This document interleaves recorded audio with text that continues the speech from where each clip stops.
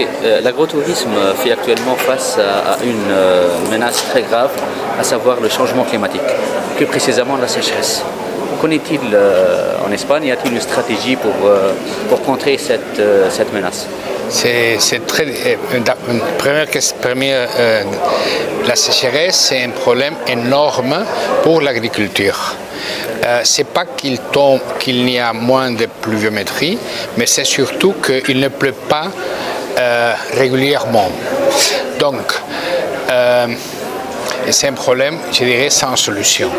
Il faut être préparé pour avoir des récoltes plus irrégulières. C'est un problème énorme.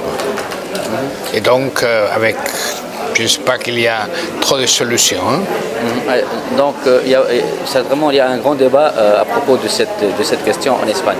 Actuellement, l'État espagnol, bien le gouvernement espagnol, a-t-il envisagé des solutions ou bien des perspectives pour ce problème-là? Je pense pas. Je pense que l'agriculture comme telle est très peu important du point de vue de l'occupation ou de contribution au produit intérieur brut. Comme j'ai dit, aujourd'hui l'agriculture est plutôt maintenant la maintenance du paysage, assurer quelque autonomie alimentaire et je dirais que c'est très difficile de lutter contre on peut lutter contre les changements climatiques, mais spécifiquement pour la sécheresse, c'est une situation très difficile. Ça a impacté sérieusement l'agrotourisme? Pas nécessairement comme tel, parce qu'après tout, les établissements qui sont là et les clients, s'il y a plus ou moins récolte, ils ne les importent pas trop. Ils veulent vivre, comme on dit beaucoup de fois dans cette conférence, on veut vivre l'expérience.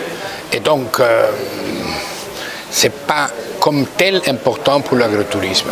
C'est surtout important, comme j'ai dit, l'agrotourisme, d'abord pour maintenir l'exploitation agricole au minimum, mais maintenir, et pour conserver le patrimoine historique des immobiliers historiques qui sont dans la campagne. Je ne sais pas, quand j'ai dit les 1600 bâtiments qui sont au Cap Bon pour le vignoble, ils sont intéressants ou non du point de vue architectonique et tout ça, mais si on est avec les changements les paysans ne vivent plus sur le territoire, ils vivent dans le village, prennent la voiture et vont travailler, comme tous les citoyens.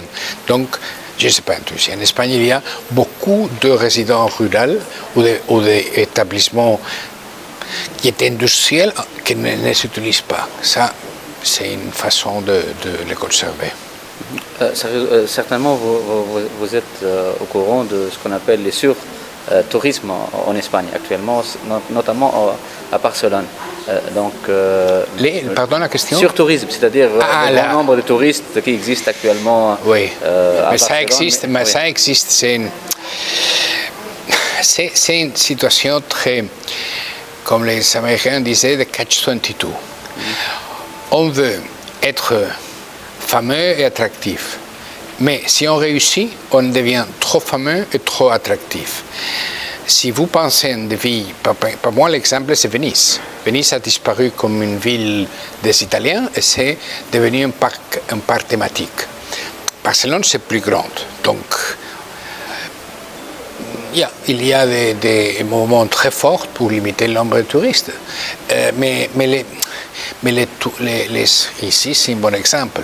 Les hôteliers, je dois être prudent, mais ils sont un lobby très, comment on dit, ils font beaucoup de bruit. Ils font beaucoup de bruit. Comparaison des autres secteurs économiques. Alors, pour moi, ce qu'il faut, c'est